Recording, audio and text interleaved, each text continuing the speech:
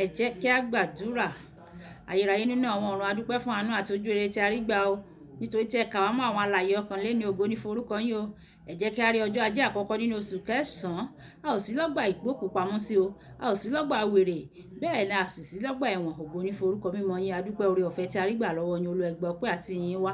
Ẹni ọjọ́ ajé kó wá wa wálé o, ká má ṣe ṣe aláìní ohun tí ó dára. Ìpín tó tóbi jùlọ kí ẹ̀yin Olúwa kí ẹ yọ̀ǹda rẹ̀ fún wa ní orúkọ Jésù. Nítorí tí a gbàdúrà lórúkọ Jésù Olúwa wa. Àmín. Ìwé ọ̀run ṣíṣí tí a tẹ ọwọ́ olùṣọ́ àgùntàn Enoch Adeboye kọ. Èní ọjọ́ ajé ọjọ́ kẹrin oṣù kẹsàn-án. Èní ọjọ́ ajé ọjọ́ kẹrin oṣù kẹsàn-án. Àkòrí tí a ó gbéyẹ̀wò sọ pé ìpín tó tóbi. Ìpín tó tóbi. Àkọ́sórí ni a mú nínú ìwé àwọn ọba kejì orí ìkejì ẹsẹ̀ ìkẹsàn-án. Ìwé àwọn ọba kejì orí ìkejì ẹsẹ̀ ìkẹsàn-án tí ó kà báyìí pé ó sì ṣe nígbà tí wọ́n kọjá tán ni Èlíjà wí fún Èlíṣà pé béèrè ohun tí èmi yóò ṣe fún ọ kí a tó gbà mí kúrò lọ́wọ́ rẹ. Èlíṣà sì wí pé èmi bẹ̀ ọ́ jẹ́ kí ìlọ́po méjì ẹ̀mí rẹ kí ó bà lé mi. A ó mú bíbélì kíkà wa nínú ìwé àwọn ọba kejì bákan náà orí ìkejì ẹsẹ̀ ìkẹsàn-án dé ìkáǹdógún. Ìwé àwọn ọba kejì orí ìkejì ẹsẹ̀ ìkẹsàn-án dé ìkáǹdógún tí ó kà báyìí pé ó sì ṣe nígbà tí wọ́n kọjá tán ni Èlíjà wí fún Èlíṣà pé béèrè ohun tí èmi yóò fún ọ kí a tó gbà mí kúrò lọ́wọ́ rẹ. Èlíṣà sì wí pé èmi bẹ̀ ọ́ jẹ́ kí ìlọ́po méjì ẹ̀mí rẹ kí ó bà lé mi.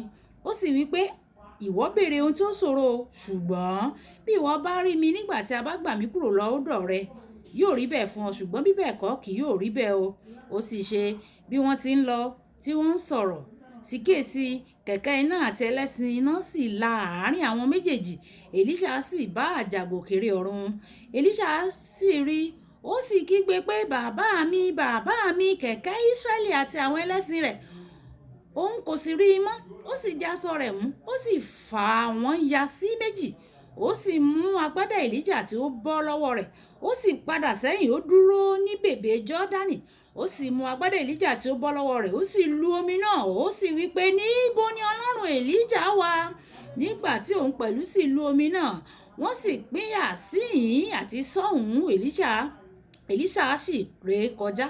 Àwọn ọmọ wòlíì sì tọ̀ wá ní Jẹ́ríkò ní ìhà ìkejì. Wọ́n sì wí pé ẹ̀mí Èlíjà bà lé Èlíṣà. Wọ́n sì wá pàdé rẹ̀, wọ́n sì tẹ ara wọn ba sílẹ̀ ní iwájú rẹ̀. Kí Olúwa kó bùkún kíkà àti gbígbọ́ ọ̀rọ̀ rẹ̀ wáyé. Ẹ jẹ́ ká tẹ́tí bẹ̀lẹ̀ jẹ́ láti gbọ́ ohun tí olùṣọ́ àgùntàn Enoch Adeboye ní fún wa lénìí. Ọlọ́run fẹ́ kí ara máa lọ láti inú ògo dé inú ògo. Ó fẹ́ kí àwọn ìránṣẹ́ Ọlọ́run obìnrin àti ọkùnrin kí wọ́n ní àwọn ọmọ lẹ́yìn tí yóò máa ṣiṣẹ́ nínú ìfàmì òróró yàn tó tóbi. Ìdí nìyẹn tí ó fi wípé kí a máa lọ kọ́ àwọn orílẹ̀-èdè. Mátíù orí ìkejìdínlọ́gbọ̀n ẹsẹ̀ ìkọkàndínlógún títí dé ẹsẹ̀ ogún. Bí ó ṣe lágbára tó ní ìgbà tó wà ní ayé kí ó tó lọ, ó wípé lóòótọ́ ni mo wí fún yín, ẹni tí ó bá gbà mí gbọ́, iṣẹ́ tí èmi ṣe ni òun náà yóò ṣe pẹ̀lú. Iṣẹ́ tí ó tún tóbi jù wọ̀nyí ni yóò ṣe, nítorí èmi ń lọ sọ́dọ̀ bàbá mi. Ìwé Jòhánù orí ìkẹrìnlá ẹsẹ̀ ìkejìlá. Kò sí bí ó ti wù kí a fi àmì òróró yan bàbá rẹ nínú Olúwa nínú ẹ̀mí, Ọlọ́run lè fi àmì òróró kún wọn jù bẹ́ẹ̀ lọ. Ó lè máa béèrè, ṣé n kò sọ wípé Ọlọ́run lè fi àmì òróró yan mí jù báyìí lọ? Bẹ́ẹ̀ ni ó lè ṣe bẹ́ẹ̀ lóòótọ́.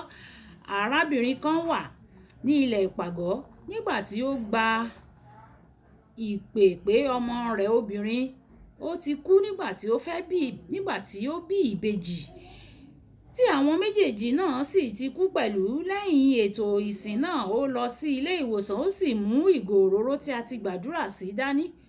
Ó kọ́ díẹ̀ nínú òróró náà sí ẹnu àwọn ìbejì náà. Ó sì wí pé ẹ má fi àkókò mi ṣòfò, ẹ padà sí ayé. Àwọn méjèèjì yìí sì jí padà. Wọ́n ṣẹ̀ṣẹ̀ fẹ́ máa gbé òkú ọmọ tirẹ̀ lọ sí ilé ìgbókùúpamọ́sí ní àkókò náà. Ó dá òṣìṣẹ́ ilé ìwòsàn náà dúró. Ó da òróró díẹ̀ sí orí ọmọ rẹ̀. Ó sì fi aṣọ ìnùjú tí ó gbàdúrà sí sórí ọmọ rẹ̀. Ó sì jí sáyé o. Ó jí ènìyàn 3 dìde láti ipò òkú ní ọjọ́ kan. Kódà èmi pàápàá kò tí ì jí ju ẹnìkan ṣoṣo ní ọjọ́ kan lọ o. Nítorí náà o lè ṣe ju bàbá rẹ nínú Olúwa lọ. Fún gbogbo àwọn ọmọ mi, ìfàmì òróró yàn lórí yín yóò ju èyí tó wà lórí mi lọ ní orúkọ Jésù. Àmín. Ìdí rẹ̀ tí a ti ní ọ̀pọ̀ àwọn ìránṣẹ́ Ọlọ́run ní ìgbà àtijọ́ tí kò sí ẹni tó gbé irú ìwọ̀n ìfàmì òróró yàn wọn nísinsìnyí ni pé ọ̀pọ̀ àwọn ènìyàn kò ṣetán láti sin àwọn ẹni àmì òróró pẹ̀lú gbogbo ọkàn wọn. Kì í ṣe ọ̀pọ̀ ènìyàn ló lè gbé irú àjàgà kan náà bí àwọn bàbá wọn nínú Olúwa. Bí ayé yìí bá kún ọkàn rẹ, o kò lè gbé àmì òróró bàbá rẹ nínú Olúwa, ẹni tí gbogbo àfojúsùn rẹ̀ jẹ́ sísin Ọlọ́run nìkan ṣoṣo pátápátá. Èlíṣà gba ipò ìlọ́po méjì ìfàmì òróró yàn Èlíjà nítorí ó jẹ́ olóòótọ́ síbẹ̀, ó sì ní ìfarajì sí ọ̀gá rẹ̀. Kókó ọ̀rọ̀: o lè ní ìfàmì òróró yàn ju àwọn òbí rẹ nínú ẹ̀mí bí o bá ṣe olóòótọ́ pátápátá sí wọn. Kí Olúwa kó fún wa ní oore ọ̀fẹ́ láti ṣe olóòótọ́ sí àwọn bàbá wa nínú Olúwa. Kí ìdùn kó pọ̀ sókè lọ́bẹ̀ ògo Olúwabùkọ́lá aya kó ní ó kọrùn sí ti nígbà tí àwọn máa pàdé ní ọ̀la. A kú iṣẹ́ èní o, ó dàbọ̀.